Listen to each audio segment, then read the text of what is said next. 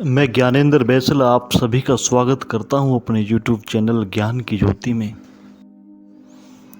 आज की कहानी रविंद्रनाथ के एक उपन्यास में एक युवती अपने प्रेमी से कहती है कि मैं तुमसे विवाह करने को राजी हूं, लेकिन तुम झील के उस तरफ रहोगे और मैं झील के इस तरफ। प्रेमी की बात समझ के बाहर है। वह कहता है, तू पागल हो गई है। प्रेम करने के बाद लोग एक ही घर में रहते हैं। उसने कहा कि प्रेम करने के पहले भला एक घर में रहें। प्रेम करने के बाद एक घर में रहना ठीक नहीं, खतरे से खाली नहीं है। एक दूसरे के आकाश में बाधाएं पड़नी शुरू हो जाती हैं। मैं झील के उस पार, तुम झील के इस पार, यह शर्त है तो विवाह होगा। हाँ, कभी तुम निमंत्रण भेज देना तो मैं आ जाऊंगी, या मैं निमंत्रण भेजूंगी तो तुम आ जाना। या कभी झील पर नौका विहार करते अचानक मिलना हो जाएगा, या झील के पास खड़े वृक्षों के पास सुबह के भ्रमण के लिए निकले हुए अचानक हम मिल जाएंगे। चौंक कर तो प्रीतिकर होगा, लेकिन गुलामी नहीं होगी। तुम्हारे बिना बुलाए मैं न आऊंगी, मेरे बिना बुलाए तुम न आना। तुम आना चाहो तो ही आना, मेरे बुलाने से मत आना। और मैं आना चाहूं तो ही आऊंगी, तुम्हारे बुलाने भर से मैं ना आऊंगी।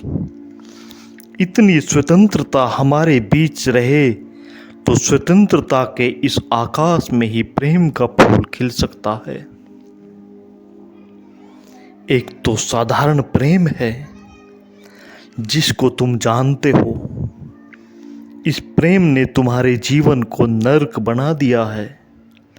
इस प्रेम की बात नहीं कर रहा। प्रेम पंथ ऐसो कठिन, यह तो कठिन है ही, यह तो बड़ा सरल भी है। दुनिया में सभी इसको संभाल लेते हैं, इसमें कठिनाई क्या होगी। हर घर में चल रहा है, हर परिवार में चल रहा है, हर व्यक्ति में चल रहा है। यह तो बड़ा सरल है। इससे ऊंचा एक प्रेम होता है, उसको प्रेम में गिरना नहीं कह सकते। उसको हम कहेंगे प्रेम में होना, बीइंग इन लव। वह बड़ी और बात है। उसका स्वभाव मैत्री का है। खलील जिब्रान ने ठीक कहा है कि सच्चे प्रेमी मंदिर के दो स्तंभों की भांति होते हैं। बहुत पास भी नहीं, क्योंकि बहुत पास हो तो मंदिर गिर जाएगा। फिर बहुत दूर भी नहीं, क्योंकि बहुत दूर हो तो भी मंदिर गिर जाएगा।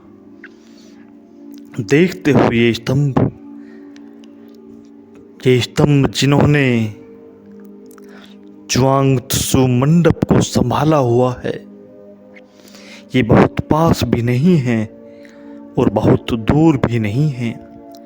थोड़ी दूरी, थोड़े पास, तो ही छप्पर संभला रह सकता है।